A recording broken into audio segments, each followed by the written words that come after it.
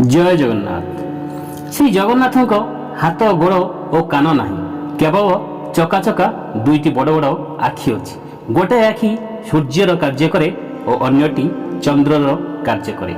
यार अर्थ है दिन हो बा राति हो जी जहा करे जगन्नाथ सो चक्षुरे सबू देखि थांती। समस्त को फांकी दे हेबो किंतु जगन्नाथ को फांकीबार कहार साध्य नाही। से रत्न सिंहासन में बसी सबु कार्य करिपारନ୍ତି। यार बहु दृष्टांत रही। कांची विजय बेले पुरुषोत्तम देव को साहाय्य करने कला घोड़ा धला घोड़े चढ़ी माणिक गौडणी ठारू दही पीवा हस्तरे मुदी देवार कहानी समस्त को जना। जयदेव गीता गोविंद लेखु लेखु सन्ध्यार पड़ी लेखा छाड़ी गाधोबा चली जाते। प्रभु जगन्नाथ यही अवसर में आसी पद्मावती ठारू पोथी नहीं निज हाथ में लेखिदेले। देही पदवल्लभ मुदारम। श्री जगन्नाथ दास प्रतिदिन श्री मंदिर में संस्कृत भागवत बोली स्त्री पुरुष समस्त को भागवत शुणाउथिले। केतक पंडा गजपति निकट में विरुद्ध में कहले। राजा जगन्नाथ दास को डाकी पचारिबारु जगन्नाथ दास कहले मु तो पुरुष पाखरे पुरुष नारी मानक पाखरे नारी। एथिरे राजा रागी जाई तांको बंदी रे रखिले। रातिरे जगन्नाथ को प्रार्थना करिबारु से नारी होई गले। राजा सखाउ देखिले जगन्नाथ दास नारी हो जाइछंती। तेणु राजा तांको पाद धरी दोष क्षमा मागिले।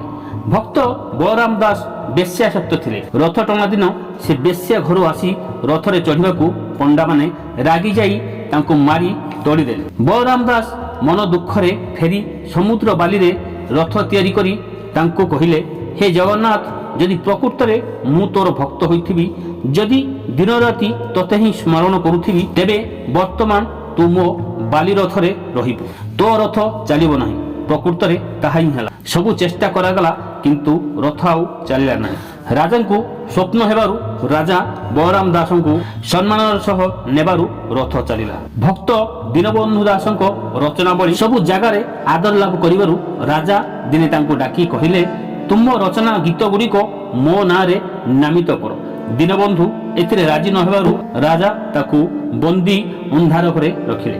दीनकृष्ण मन दुखरे श्री जगन्नाथ को प्रार्थना करिबारु राजा दुस्वप्न देखी तांकू बंदीरु मुक्ति कले और क्षमा प्रार्थना मध्य कले।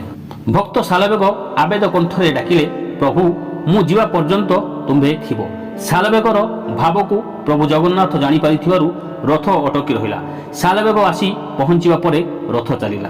दासिया बाहुरीर नड़िया प्रभु हाथ बढ़ाई गरुड़ स्तंभ पाखरु नेबा द्वारा प्रभुंकर महानता सारा भारत वर्षर भक्त मानक मनरे भक्तिभाव दृढ़ करिबारथिला। रघु अरक्षित विष भरा खाद्य को प्रभु को समर्पण करी निजे खाइबा परे तार किछि नहेबा दृष्टांत मध्य रहिअछि।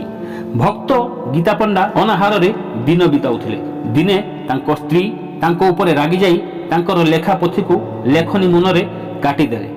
गीता पंडा कांदी कांदी न खाई सोई पड़े। प्रभु भक्तर मन कथा जानी पारी निजे आसी तांको स्त्री को भोजन सामग्री देई कहिले, मो जीव कटि जाइथिबारु मु बहुत कष्ट पाउछि।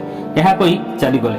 यार मर्म गीता पंडा जानी पारिले और स्त्री को कहिबारु स्त्री तांको गोड़ धरी दोष क्षमा मागिले। जी जगन्नाथ को संपूर्ण भाव में निजर करिनिए प्रभु तार दुख सुखर बंधु हो जाती।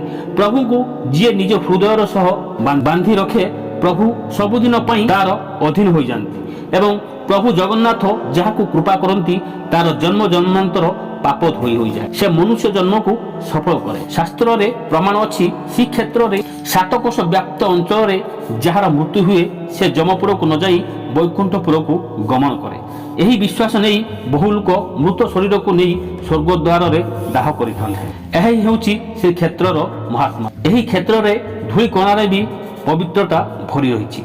यही क्षेत्र रे थिबा समस्त वृक्ष लता पूर्व जुगर साधु सन्त जोगी ऋषि रूपे ख्याति अर्जन करथिले एवं कई जुगरे सेमाने वृक्ष रूप रे भक्त मानकर संस्पर्श आसी निज जीवन को धन्य करुछंती। आउ जेउ माने जगन्नाथक आश्रित होई जीवन बिताउछंती सेमानकर कथा कोन कहिबा। बहु जन्मर पुण्य फलरु मनुष्य श्री जगन्नाथक देश रे जन्म ग्रहण करी जगन्नाथक दर्शन करि नांती। जेउ माने सेमाने एबे मध्य पाप वा अभिशाप मुक्त होई नांती। जेउ माने जगन्नाथक देश रे जन्म ग्रहण करी जगन्नाथक ପୂଜା ଅର୍ଚ୍ଚନା କରନ୍ତି ନାହିଁ ସେମାନେ ଜଗନ୍ନାଥଙ୍କୁ ଜାଣିପାରନ୍ତି ନାହିଁ। ଏହା ହିଁ ତାଙ୍କର ଦୁର୍ଭାଗ୍ୟ ଅଟେ। ଜୟ ଜଗନ୍ନାଥ।